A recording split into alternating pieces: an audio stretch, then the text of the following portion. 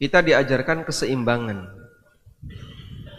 Sebagaimana dalam Al-Quran ada ayat yang membangun harapan, dalam Al-Quran juga ada ayat ancaman. Sehingga ketika seorang hamba seimbang dalam bersikap, pada dirinya ada ar-raja dan ada khauf, dia bisa berjalan menuju Allah dengan seimbang. Kita semuanya sedang berjalan menuju Allah. Ya ayyuhal insan innaka kadihun ila rabbika kadhan famulaqih. Wahai manusia, sesungguhnya engkau sedang melakukan perjalanan dengan sangat lelah menuju Rabbmu sampai engkau ketemu Rabbmu, sampai engkau mati. Sehingga semua manusia sedang melakukan perjalanan menuju Allah. Yang namanya berjalan berarti harus seimbang kanan dan kiri. Untuk bisa seimbang kanan dan kiri, bentuknya adalah seimbang bainal khaufi war raja, antara rasa takut dengan harapan. Dan dua hal ini tidak saling bertentangan. Mungkin saja dalam diri seorang hamba tertanam dalam dirinya harapan besar terhadap rahmat Allah, di saat yang sama dia takut dari azab Allah. Suatu ketika Nabi SAW beliau menjenguk seorang pemuda yang sedang sakit parah. Kemudian Nabi SAW bertanya kepada pemuda ini, "Ma tajiduka?" Sekarang apa yang kamu rasakan? Bagaimana kondisi perasaanmu? Lalu pemuda ini mengatakan, "Wallahi ya Rasulullah. Ya Rasulullah, demi Allah, aku sangat mengharapkan rahmat dari Allah dan aku takut terhadap dosa-dosaku akan diazab oleh Allah." Kemudian Nabi SAW mengatakan, tidaklah terkumpul dalam diri seorang hamba dua kondisi semacam ini illa adkhalahullahu jannah, kecuali Allah akan masukkan dia ke dalam surga. Jadi sangat mungkin dua hal yang bertentangan tapi berkumpul pada hati seorang mukmin, sehingga hakikatnya itu tidak saling bertentangan. Rasa takut terhadap maksiat, terhadap dosa, terhadap azab, dan rasa harap dari rahmat Allah. Dia punya harapan terhadap rahmat Allah, dia punya keinginan untuk mendapatkan kasih sayang Allah. Di saat yang sama dia punya rasa takut terhadap perbuatan maksiat, terhadap dosa yang dia miliki, terkumpul dalam hatinya. Itu sangat mungkin. Artinya dua hal ini tidak kemudian saling bertentangan. Jika salah satu ada maka yang satu hilang. Jika yang kanan ada yang kiri hilang, yang kiri ada yang kanan hilang. Tidak demikian. Karena itu ada kelompok yang menyimpang berkaitan dengan masalah al-wa'd wal wa'id, berkaitan dengan masalah ar-raja wal khauf, tentang masalah janji dan ancaman. Kelompok yang pertama terlalu berlebihan dalam menyikapi ancaman, sehingga dia punya prinsip manusia yang berbuat maksiat, berbuat dosa maka kekal di neraka.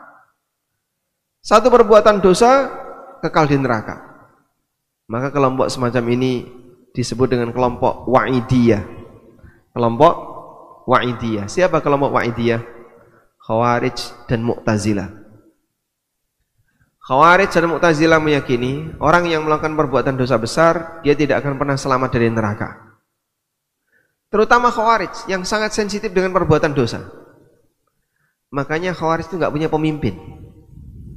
Sehingga pada kelompok Khawarij ini dia meyakini manusia itu harus bersih dari perbuatan dosa. Mana mungkin? Mungkin nggak manusia bersih dari perbuatan dosa? Tidak mungkin. Mana mungkin manusia bersih dari perbuatan dosa?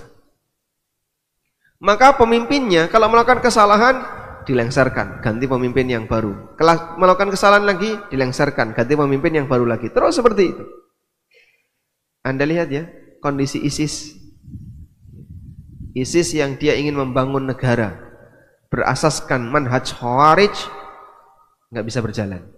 Kenapa? Pemimpinnya gonta-ganti. Pemimpin siapa? Kemarin kan yang pertama siapa? Abu Bakar al-Baghdadi ya. Sebentar dilengsarkan, ganti siapa lagi? Dilengsarkan lagi, ganti siapa lagi? Terus seperti itu, nggak ada ujungnya. Karena yang namanya pemimpin pasti kan dia melakukan perbuatan salah. Tidak mungkin. Sebagaimana manusia yang lain pasti melakukan perbuatan salah.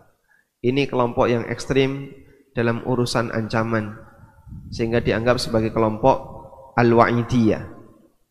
Mu'tazilah juga sama. Siapa yang melakukan perbuatan dosa besar, maka dia ketika di dunia berada di fi manzilatin bainal manzilatain, di antara dua posisi. Sebaliknya ada yang terlalu meremehkan perbuatan dosa, sehingga rojaknya yang terlalu besar, harapannya yang terlalu besar. Ini kelompok Murji'ah.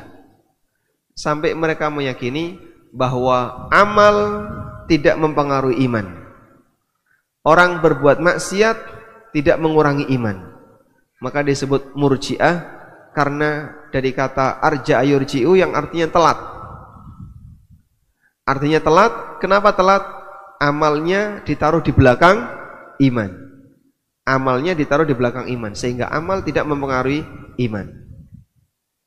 Maka dalam keyakinan Murji'ah, terutama Murji'ah Jahmiyah, mereka punya anggapan, andaikan orang berbuat maksiat segede apapun maksiatnya, mau minum khamr, mau judi, mau zina, selagi dia beriman, maka imannya sama seperti imannya Jibril, sama seperti imannya Nabi Muhammad SAW. Sebab iman tidak bisa bergeser disebabkan karena perbuatan maksiat. Baik, yang benar gimana? Dua ini diseimbangkan. Allah berfirman di surat Al-Hijr ayat 51 atau sebelumnya ayat 49. Allah mengatakan, Nabbi ibadi anni anal ghafurur rahim wa anna adzabi huwal adzabul alim. Sampaikan kepada para hambaku, anni anal ghafurur rahim, sesungguhnya aku zat yang maha pengampun lagi maha penyayang. Wa anna adzabi huwal adzabul alim, tapi azabku adalah azab yang sangat menyakitkan. Seimbang.